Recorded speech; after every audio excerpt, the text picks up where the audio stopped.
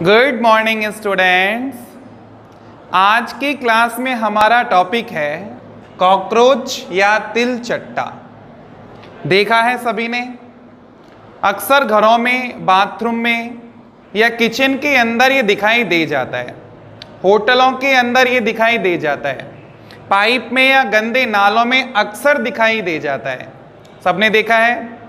आज हम इसी की संरचना का अध्ययन करने वाले हैं कि कॉकरोच होता कैसा है, उसके शरीर में कौन कौन से भाग, कौन कौन से अंग होते हैं और वो किस तरह से कार्य करते हैं, इसकी कौन कौन सी मुख्य विशेषताएं हैं जो एग्जाम में क्वेश्चन के रूप में बन जाती हैं। चलिए स्टार्ट करते हैं। लेकिन स्टार्ट करने से पहले, जैसे हमने केंचुए के बारे में देखा था, बिल्कुल उसी तरह से हम कॉकरोच की भी कुछ बेसिक बातें एक बार देख लेते हैं। उसके बाद मैं इसकी शरीर रचना पर आऊंगा, है ना। आ जाइए। सबसे पहले आपको ये पता होना चाहिए कि वैज्ञानिकों ने इसका क्या नाम दिया है। इसका एक वैज्ञानिक नाम दिया गया है जिसे हम कहते हैं पेरिप्लेनेटा अमेरिकाना। पेरिप्लेनेटा अमेरिकाना।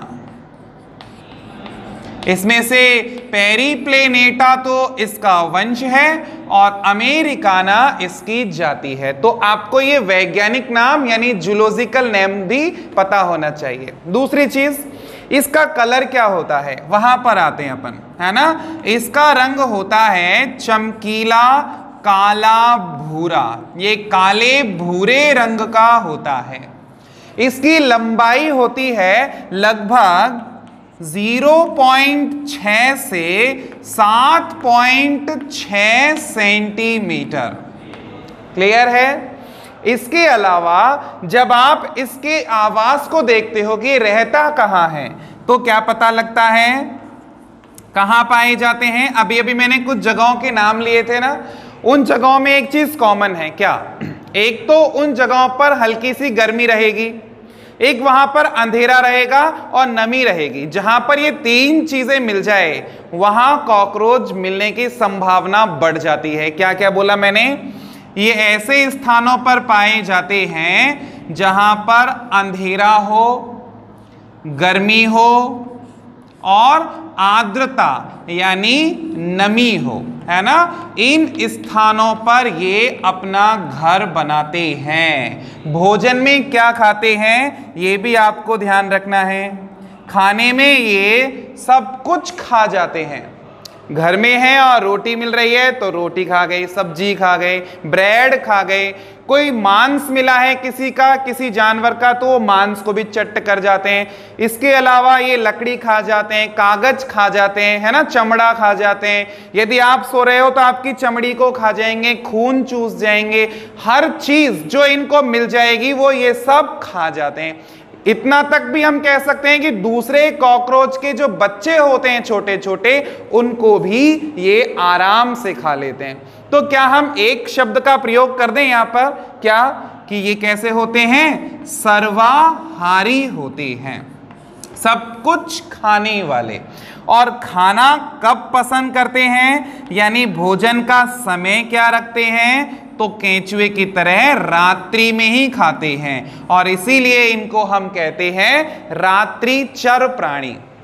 क्लियर है।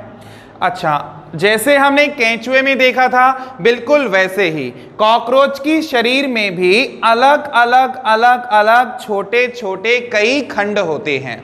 इन खंडों की संख्या यहां पर होती है 14। तो कॉकरोच के अंदर कुल 14 खंड पाए जाते हैं। लेकिन एक बात बता दूं मैं आपको कि ये जो मैं आपको संख्या बता रहा हूं ये वयस्क कॉकरोच की है। यदि कल को एग्जाम में आपसे ये पूछे कि भ्रूण अवस्था में, है ना, छोटी अवस्था में कॉकरोच के शरीर में कितने खंड होते हैं, तो फिर जवाब आएगा 20। यानी हम यहां पर ऐसे कहेंगे कि भ्रूण के अंदर 20 खंड होते हैं और वयस्क के अंदर 14 खंड पाए जाते हैं। क्लियर हो रही है। एक चीज और, जैसे अलग अलग जंतुओं के लिए हमने जब बात की थी कि अलग अलग संघ बनाए गए हैं और हमने केंचुए को रखा था संघ एनेलिडा में, बिल्कुल उसी तरह से कॉकरोच को भी एक संघ में रखा गया है जिसका नाम है आर्थ्रोपोडा। तो यहां पर हम बता दें संघ कौन सा है, आर्थ्रोपोडा, ये आपको ध्यान रखना है। क्लियर? अच्छा, इसके अलावा यह भी ध्यान रखना है कि शरीर के ऊपर एक विशेष आवरण पाया जाता है इनके ऊपर, जिसको हम काइटिन का आवरण कहते हैं। जब आप इसके शरीर को देखोगे तो चारों ओर से काइटिन के आवरण द्वारा घिरे हुए रहते हैं, जबकि केंचुआ क्यूटिकल के आवरण से घिरा हुआ था। तो ये बातें भी अलग से आपको ध्यान रखनी है। क्लियर है?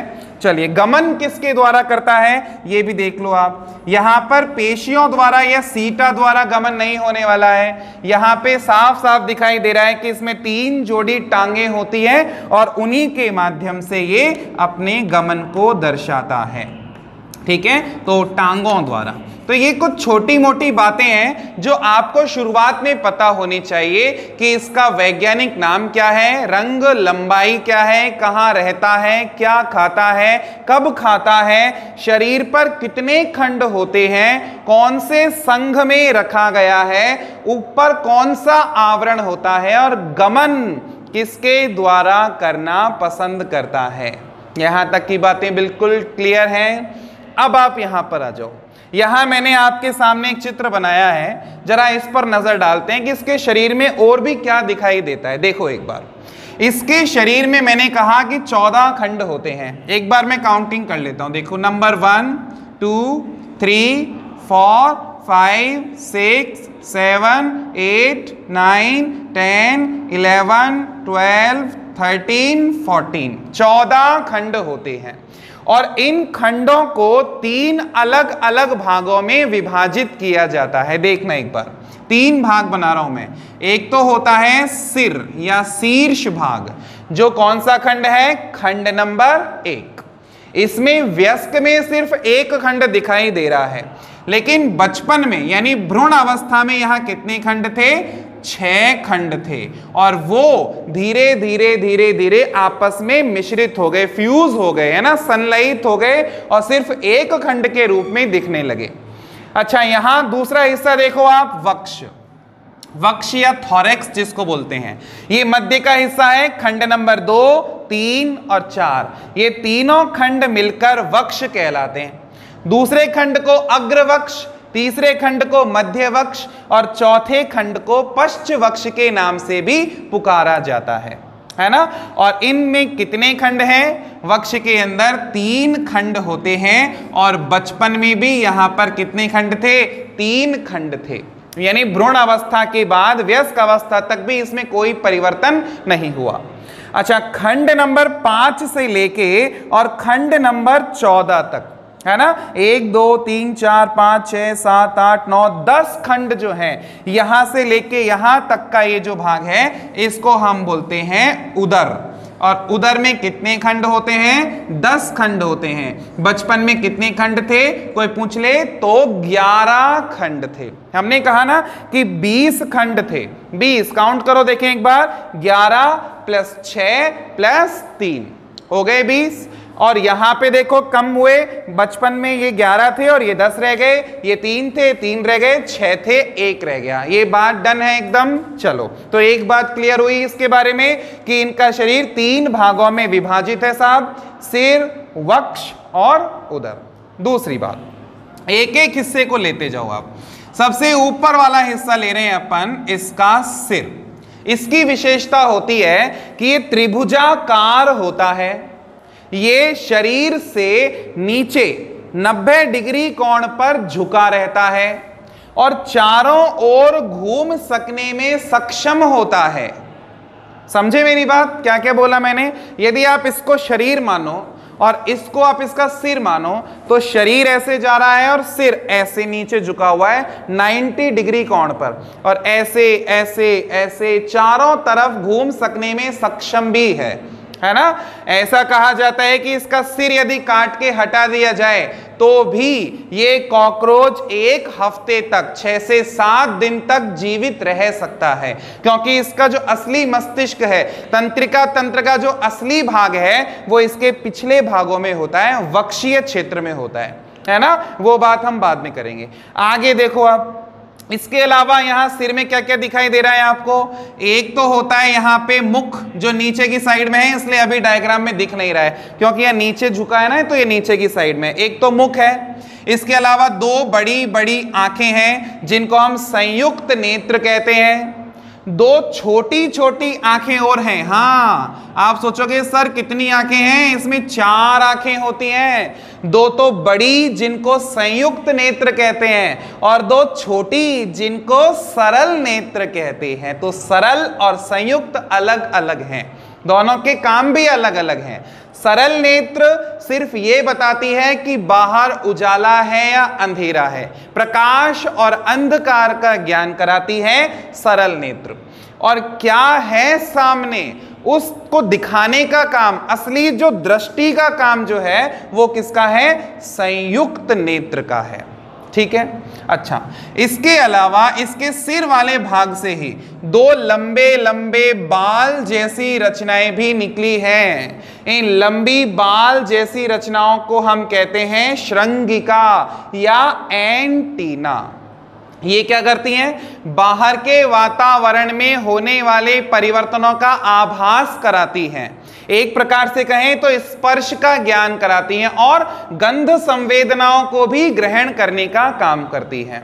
क्लियर हुई बात। तो सिर के बारे में हमने क्या क्या पढ़ा। एक तो हमने ये बताया कि त्रिभुजाकार होता है, ये शरीर से 90 डिग्री कोण पर झुका होता है, ये चारों ओर घूम सकने में सक्षम होता है, इस पर 1 मुख, 2 संयुक्त नेत्र, 2 सरल नेत्र और 2 श्रृंगिकाएं पाई जाती हैं। डन एकदम। चलिए अब नीचे आ जाओ आप। सिर के बाद जब आप नीचे देखते हो तो खंड नंबर 2, 3, 4 यानी वक्ष क्षेत्र की बात हो रही है। यहां पर 2 जोड़ी तो पंख पाए जाते हैं और 3 जोड़ी टांगें पाई जाती हैं। मैंने बनाया सिर्फ एक साइड है लेकिन होती यहां भी है। हमने टांगे बनाई इस साइड हैं पर होती उस साइड भी है, तो दोनों साइड होती हैं, जोड़ीदार टांगे और पंख होती हैं। टांगों के बारे में तो सब जानते हैं कि चलने का काम करेंगी, ठीक है। और पंख ये 2 तरह के हैं भाई। आगे वाले साइड के जो पंख हैं इनको बोलते हैं अग्र पंख और पीछे वाली साइड के पंखों को हम पश्च पंख के नाम से जानते हैं। दोनों के अंदर बड़ी भिन्नता है। क्या, ये जो अग्र पंख होते हैं ये गहरे रंग के होते हैं, जबकि पश्च पंख हल्के रंग के होते हैं।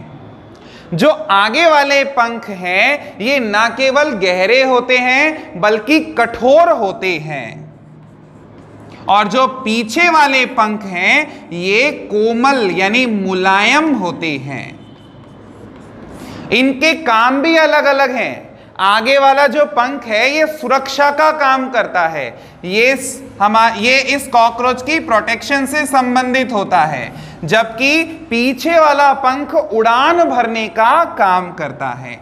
तो ये बातें आपको ध्यान रखनी है, रह जाएगी ध्यान। तो ये हुआ इसका दूसरा हिस्सा, वक्ष। अब इसके नीचे वाले हिस्से पर आ जाओ, नंबर 3, जिसको हम बोल रहे हैं उदर। 10 खंडों से मिलकर बना अंतिम भाग होता है और इस भाग के अंदर आपको 2 विशेष रचनाएं दिखाई देती हैं।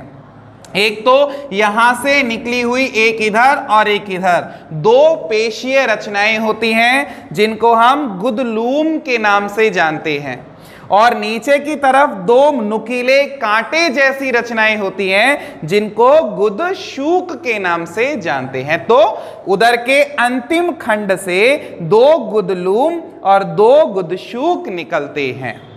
गुदलूम का काम होता है कंपनों को ग्रहण करना।